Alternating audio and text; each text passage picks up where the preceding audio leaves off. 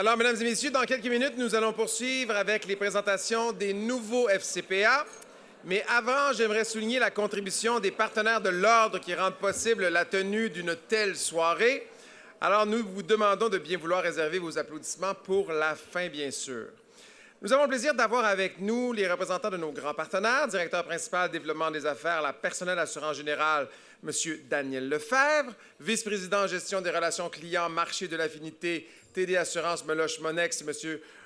Robert Zokop, je l'ai bien dit, directeur clientèle des professionnels Mouvement Desjardins, M. Nicolas Fréchette, également parmi nous les représentants de nos partenaires signature, le président des services financiers Vigilis, le groupe Vigilis, M. Richard Desormeaux, ainsi que le fondateur et vice-président stratégie de Décimal, M. Christian Babini, FCPA, FCMA. Merci d'être avec nous ce soir. Et là, on applaudit.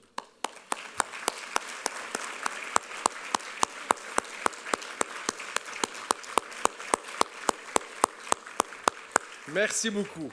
Poursuivons maintenant avec le deuxième volet de la présentation des Fellows. J'invite à nouveau Alain Dugal et Geneviève Motard à venir me rejoindre sur scène. Madame, monsieur. Mesdames et messieurs, découvrons maintenant Madame France Alain, nouvelle FCPA.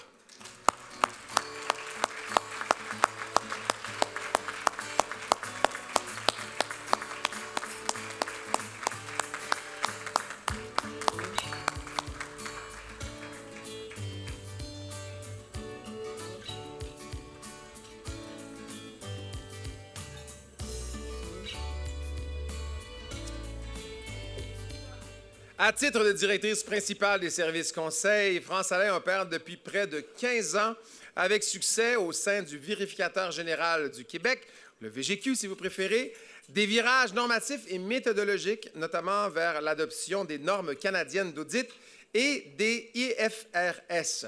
Elle assume également le rôle de coordonnatrice au VGQ pour le groupe national des pratiques professionnelles, concourant ainsi à bonifier la vérification législative au Canada.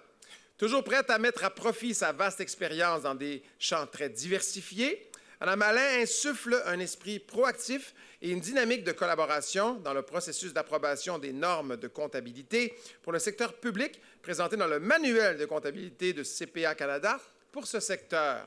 De surcroît, elle démontre sa polyvalence et son jugement lorsqu'elle contribue à l'adaptation du projet de normes internationales 3000 à la réalité canadienne et au développement de la norme 3001 en certification. Son influence et sa vision avant-gardiste se font largement sentir lorsque le comité d'examen par les pairs devient, sous son impulsion, un comité officiel du Conseil canadien des vérificateurs législatifs. En mettant son expertise au service de ses pairs, France Alain s'est imposée en quelques 25 ans parmi les références incontournables qui guident nos pas vers l'excellence. Félicitations, Madame Alain.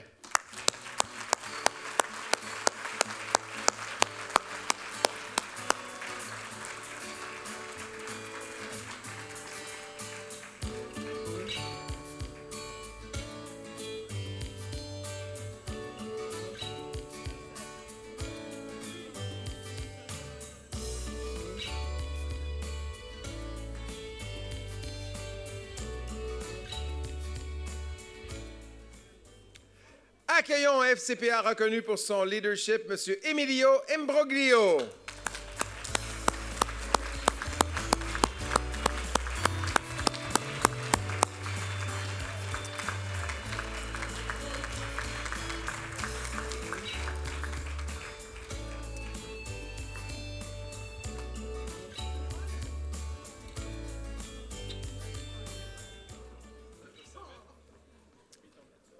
Moi, j'adore votre nom de famille, M. Imbriglio. Tu sais, je veux dire, tu as un problème comptable, tu as un imbroglio, tu t'appelles Imbriglio, tu sais, c'est clair. Après avoir assumé plusieurs postes de responsabilité chez Raymond Chabot Grant Thornton, Emilio Imbriglio dirige aujourd'hui les destinées de cette firme qui compte plus de 100 bureaux dans l'Est du Canada et qui sont nos vérificateurs à la voix. Et je vous remercie parce que cette année, elle a gagné par 1 %. Puis une chance, vous étiez là parce que les réseaux sociaux me faisaient ramasser d'aplomb. Puis je forwardais ça sur le Facebook de Raymond Chabot Grant Thornton. Il lui fait prendre un virage stratégique à Raymond Chabot Grant Thornton en matière de gouvernance et lui donne l'impulsion pour reprendre la position de tête parmi les grands cabinets comptables du Québec. Polyglotte, actif sur la scène internationale, il la place aussi favorablement sur l'échiquier mondial. Ce spécialiste des méga-projets en partenariat public-privé en santé carbure à la communication et anime avec brio les conférences annuelles du réseau Grant Thornton. Il met également ce talent au service de la profession lorsqu'il accueille au-delà de 800 délégués lors de la conférence mondiale de Grant Thornton tenue pour la première fois à Montréal en 2014.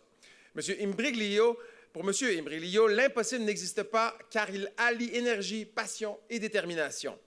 Sans ralentir la cadence, il prend sous son aile de jeunes entreprises comme PV, Tron et Equisoft et se fait le moteur du financement d'organismes tels Rêve d'enfants et la Fondation du CHUM et prête sa vision stratégique au Fonds municipal vert et à l'hôpital Santa Cabrini.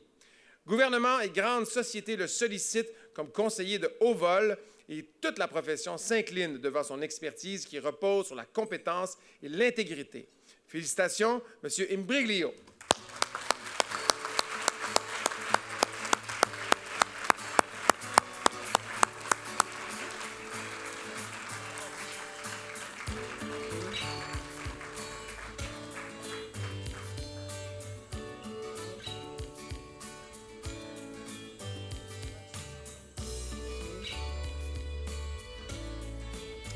Nous poursuivons avec FCPA dont le goût d'apprendre est indéniable, M. Francis Belzile.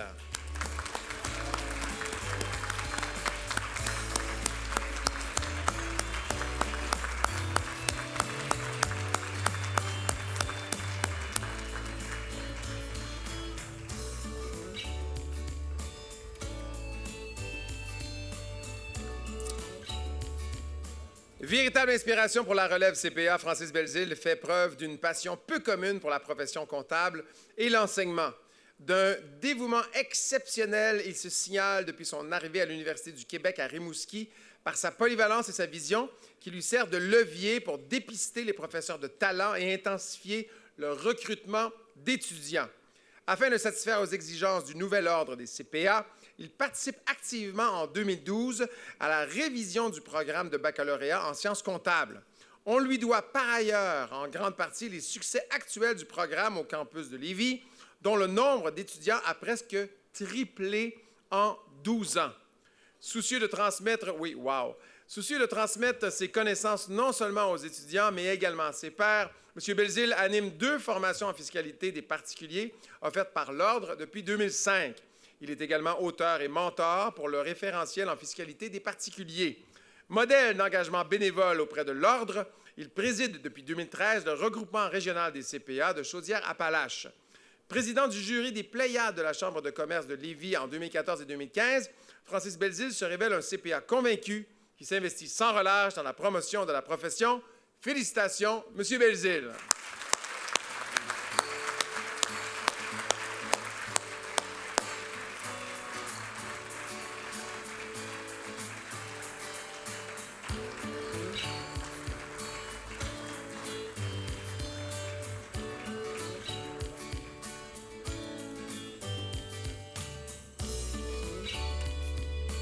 Bravo, M. Belzile. Et maintenant, place à un FCPA aux réalisations majeures, Ahmed Nassiri.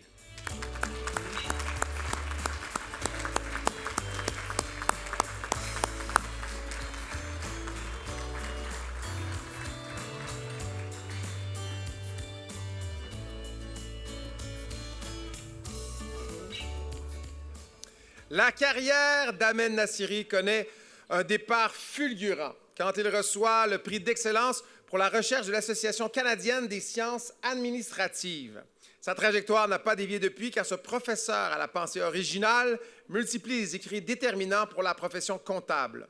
Très tôt, il pose les jalons conceptuels qui permettront de tenir compte de l'effet simultané de la promulgation des normes comptables sur les valeurs boursières. Puis, il s'illustre en présentant un modèle d'investissement unique combinant le modèle d'évaluation des actifs financiers à celui des options de Black & Scholes. La Security Exchange Commission, pendant américain de l'AMF, fera d'ailleurs appel à son expertise en la matière.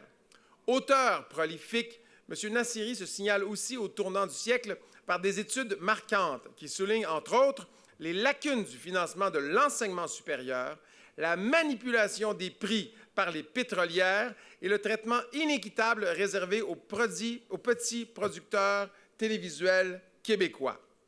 Son apport inestimable inclut également la création du Centre international de la gouvernance et sa participation depuis des décennies à la formation des nouvelles générations de comptables au Québec et à l'étranger. Saluons cet homme de principe qui consacre son talent à la gouvernance et à la transparence financière des organisations. Félicitations, M. Nassiri.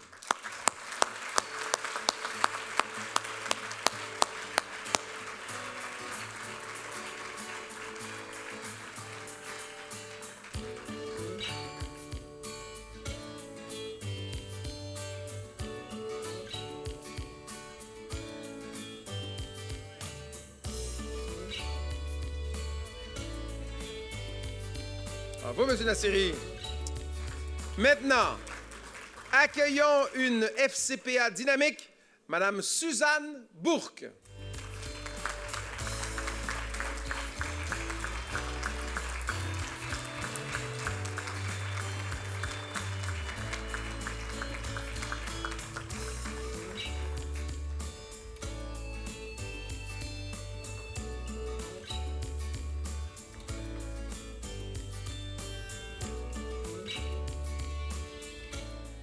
Capacité d'anticiper, détermination, pertinence des recommandations, indépendance.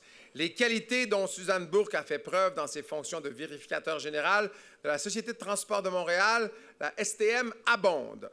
Aux mesures d'optimisation instaurées par Mme Bourque, notamment au plan d'audit quinquennal des technologies d'information et l'audit d'un grand nombre d'activités, s'ajoute son choix judicieux de mandat à haute valeur ajoutée dans un contexte budgétaire critique.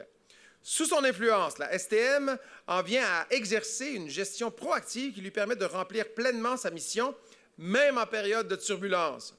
Avant de prendre sa retraite, Suzanne Bourque a aussi veillé à l'instauration de processus plus efficaces dans les domaines de l'octroi et de la gestion des contrats de construction et d'ingénierie afin de contrer les risques de collusion et de corruption.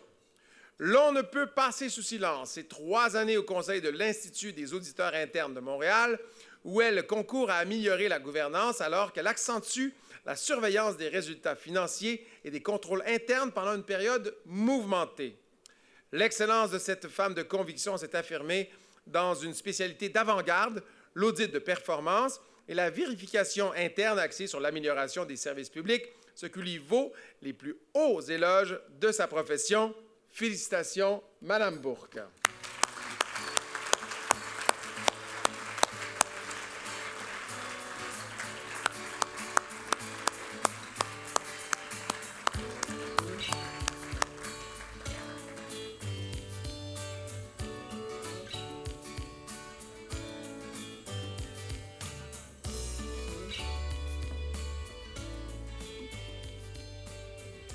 Mais vous avez l'air vraiment trop en forme pour être retraité, je vais vous le dire. Je sais pas, là. À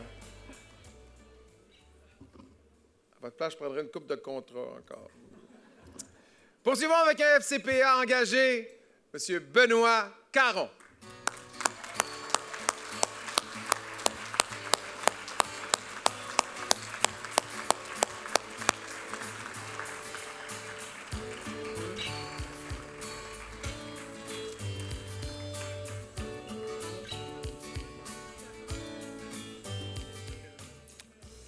Depuis 2008, Benoît Caron joue un rôle clé dans l'optimisation des pratiques de reddition de comptes de Poste Canada.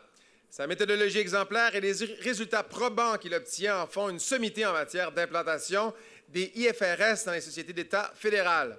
À preuve, après un groupe de discussion sur le sujet, il crée un comité réunissant des représentants des 8 plus grandes sociétés d'État canadiennes. Il participe également au groupe de discussion sur les IFRS au Conseil canadien des normes. Si Benoît Caron se trouve à l'origine de changements durables à Poste Canada, il en fait tout autant au regroupement régional de l'Outaouais, dont il a été le président et le trésorier. Sous son impulsion, la profession étend son prestige, notamment par la création en 2004 du prix CA Émérite, devenu CPA Émérite pour la région de l'Outaouais. Membre du comité des assurances durant 10 ans, dont 5 à titre de président, M. Caron a orchestré l'harmonisation des différents programmes d'assurance lors de l'unification de la profession comptable. Souligné par le tout premier prix Excellence CPA, service méritoire à l'ordre en 2015, et le prix Excellence CPA, secteur public en 2014, ses réalisations et son dévouement pour la profession contribuent incontestablement au prestige du titre de CPA. Félicitations à vous, M. Caron.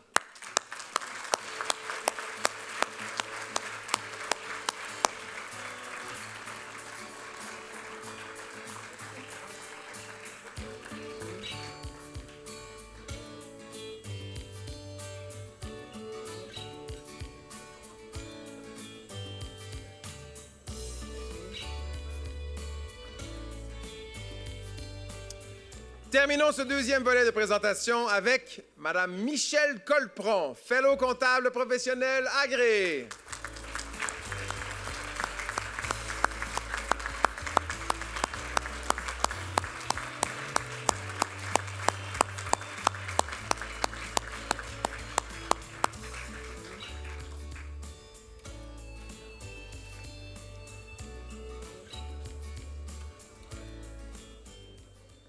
Madame Colpron, j'ai identifié votre famille, ils étaient tous debout et il y a beaucoup de photos. Se démarquant dès le début de sa carrière, Michèle Colpron sillonne les mers internationales de la finance, allant de Londres à la Suisse, en passant par Hong Kong, chez E&W, Standard Chartered Bank et Merrill Lynch Bank. Elle entre au port en 2000 pour piloter l'administration des placements et ensuite les finances de la trésorerie à la Caisse de dépôt et placement du Québec. C'était E&Y. Sa précieuse expérience est mise à profit lorsqu'elle se joint au conseil d'administration du Fonds de solidarité FTQ et dans la foulée au comité de gouvernance spéciale qui définit les bases d'une réforme majeure de la gouvernance en tout point entériné par le gouvernement du Québec. Architecte de premier plan de ces changements, Mme Colpron manifeste ses grands talents de négociatrice et son sens du devoir fiduciaire envers les diverses parties prenantes du Fonds. De même, Michèle Colpron oriente la refonte de la politique de placement du Fonds d'assurance responsabilité professionnelle du Barreau du Québec. Malgré un contexte défavorable, elle bonifie la performance du portefeuille sans prise de risque indue et instaure un mécanisme de validation continue de la conformité à la nouvelle politique. Véritable agente de changement, Mme Colpron est l'une de ces étoiles qui guident à bon port les grandes organisations. Félicitations, Mme Colpron.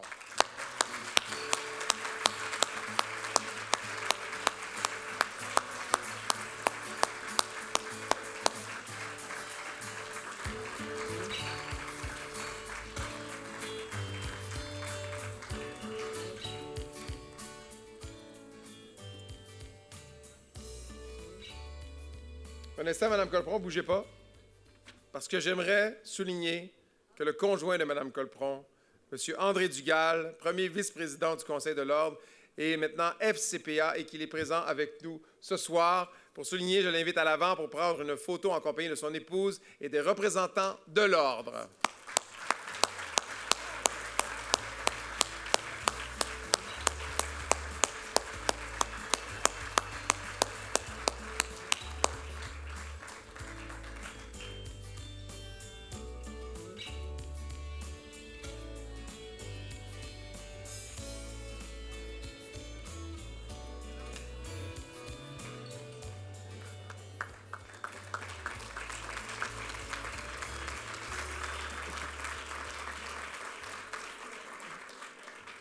Je ne sais pas qu'est-ce qu'ils vont se dire dans la voiture ce soir en retournant à la maison, hein? Obstine-moi pas, je suis fellow moi aussi. Ou hey fellow, c'est toi qui fais le lit ce matin. Merci à vous tous. Nous vous retrouvons après le prochain service pour le troisième volet des présentations. Profitez-en pour échanger au son de l'orchestre Jet Set. À tout de suite. Bon appétit.